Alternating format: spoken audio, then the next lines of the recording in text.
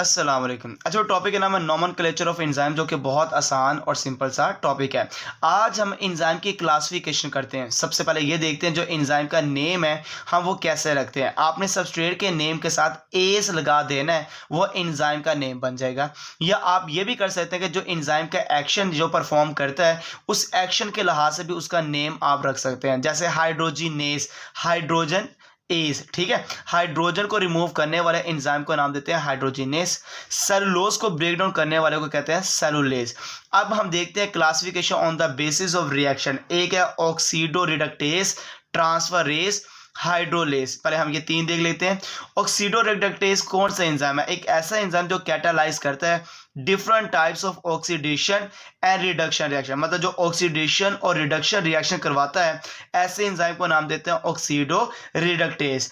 इन दोनों रिएक्शन में होता क्या, या तो रिमूव करता है या तो ऐड करता है। रिमूव और ऐड किसको करना है? इलेक्ट्रॉन या हाइड्रोजन को, मतलब इलेक्ट्रॉन को या हाइड्रोजन को ऐड या रिमूव करने वाला जो एंजाइम ऑक्सीडो रिडक्टेज है। और किसके अंदर दाखिल करना, किससे निकालना, उसका नाम क्या है बेटा? सबस्ट्रेट है।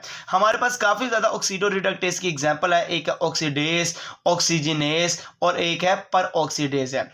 इसी तरह एक एंजाइम है ट्रांसफरेज। अब ट्रांसफरेज कौन से एंजाइम होते हैं? जो ट्रांसफर करते हैं ग्रुप को from one molecule to another molecule. एक मॉलिक्यूल से दूसरे मॉलिक्यूल के अंदर ग्रुप को ट्रांसफर करने वाला ट्रांसफरेज कहलाता है। जैसे अमाइनो ग्रुप हो गया, कार्बोक्सिल ग्रुप हो गया, मिथाइल ग्रुप हो गया, कार्बोनाइल ग्रुप हो गया।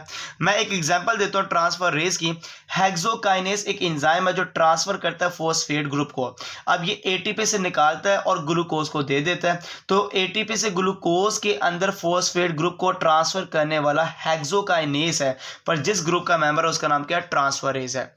हाइड्रोलेसिस, हाइड्रोलेसिस कौन से होते हैं? ऐसे एंजाइम जो ब्रेक डाउन करते हैं प्रोटीन्स की, फैट की, कार्बोहाइड्रेट की, पर तोड़ने के लिए यूज करते हैं वाटर को, मतलब पानी को ऐड करके इन सब को तोड़ने वाले एंजाइम कहलाते हैं हाइड्रोलेसिस।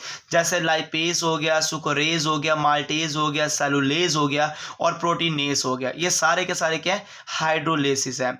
एक आता है ग्रुप जिसका नाम है लाइएसिस, आइसोमरेसिस और लाइगेसिस। लाइएसिस कौन से होते हैं? ऐसे एंजाइम जो कैटालाइज करते हैं, क्या करते हैं? ब्रेक डाउन करेंगे कोवलेंट बॉन्ड को या रिमूव करेंगे फंक्शनल ग्रुप को विदाउट हाइड्रोलाइसिस।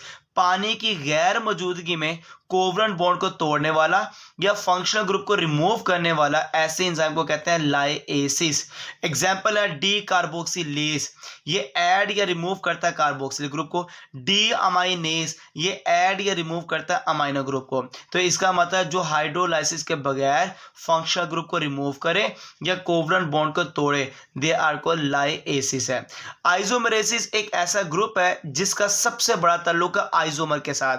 आइसोमर कहते हैं ऐसे मॉलिक्यूल को जिनका मॉलिक्यूलर फार्मूला सिमिलर होता है, स्ट्रक्चरल फार्मूला डिफरेंट होता है।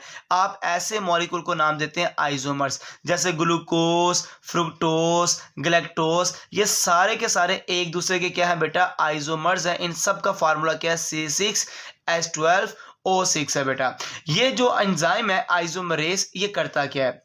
इसका एक ही काम है, इंट्रामोलिकुलर रीअरेंजमेंट करना, मतलब कि मॉलिक्यूल के अंदर रीअरेंजमेंट करना है। इंट्रामोलिकुलर मॉलिक्यूल के अंदर रीअरेंजमेंट करना है, इंट्रामोलिकुलर। आप ऐसे एंजाइम को नाम देते हैं आइसोमरेसिस, मतलब कि एक ही मॉलिक्यूल के अंदर फंक्शनल ग्रुप को चेंज कर देना, उसको दूसरी शक्ल में ले जाना।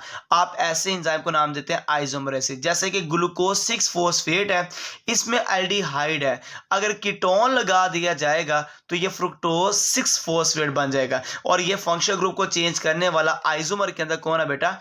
आइसोमरेसिस है। एक है लाइगेसिस, ये एक ऐसा एंजाइम है जिसकी सारी रिस्पॉन्सिबिलिटी है फॉर्मेशन करना बॉन्ड। ये बॉन्ड बनाता है, दो सबस्ट्रेट के दरमियान बॉन्ड बनाने वाला लाइगेसिस है। जैसे पॉलीमरेज एक ऐसा एंजाइम है जो मोनोमर्स को जोड़ता है और पॉलीमर्स एक बड़ा स्ट्रक्चर बना देता है। छोटे टुकड़ों को जोड़ता है और बड़ा टुकड़ा बना देता है। छोटे टुकड़ों को कहते हैं मोनोमर्स और बड़े मॉलिक्यूल को क्या नाम देते हैं? पॉलीमर्स का नाम देते हैं। जैसे कि मोनोन्यूक्लियोटाइड को जोड़ेगा, ज्वाइन करेगा और डाइन्यूक्लियोटाइड बना देगा या पॉलीन्यूक्लियोटाइड बना देगा। और ये कौन सा एंजाइम है? डीएनए पॉलीमरेज या आरएनए पॉलीमरेज है, और ये जिस ग्रुप का मेंबर है दे आर कॉल्ड लाइगेसेस है। इसी तरह हमारे पास जो क्लासिफिकेशन है अब जो बताने लगा वो नेम ऑफ सबस्ट्रेट के लिहाज से है। जैसे नेम ऑफ सबस्ट्रेट के लिहाज से कैसे है? जैसे जो सबस्ट्रेट होगा उसके लिहाज से एंजाइम का नाम होगा। ये नाम सबस्ट्रेट के लिहाज से मैं रखने लगा हूं। जैसे प्रोटीन को तोड़ने वाला प्रोटीआज है, लिपिड को तोड़ने वाला लाइपेज है, अमाइलोज को तोड़ने वाला अमाइलेज है, न्यूक्लिक एसिड को तोड़ने वाला न्यूक्लियस है, और स्टार्च को तोड़ने वाला कौन है? डायस्टेस है। ये सारा हमारा टॉपिक कंप्लीट होने के बाद मैं आपको ये बता दूं कुछ एंजाइम इंडस्ट्रियल भी हैं जो इंडस्ट्रीज में यूज होते हैं। जैसे फार्मास्यूटिकल्स हो गया, केमिकल प्रोडक्शन में यूज हो रहा है, बायोफ्यूल्स में यूज हो रहा है, फूड में, फूड बेवरेज में, इवन कंज्यूमर प्रोडक्ट्स में। इन सारी चीज़ों इंडस्ट्री में जो बनती हैं इनमें जो यूज़ होने वाले एंजाइम्स होते हैं आप उनको इंडस्ट्रियल एंजाइम का नाम देते हैं। जज़ाकल्लाहुल खैर।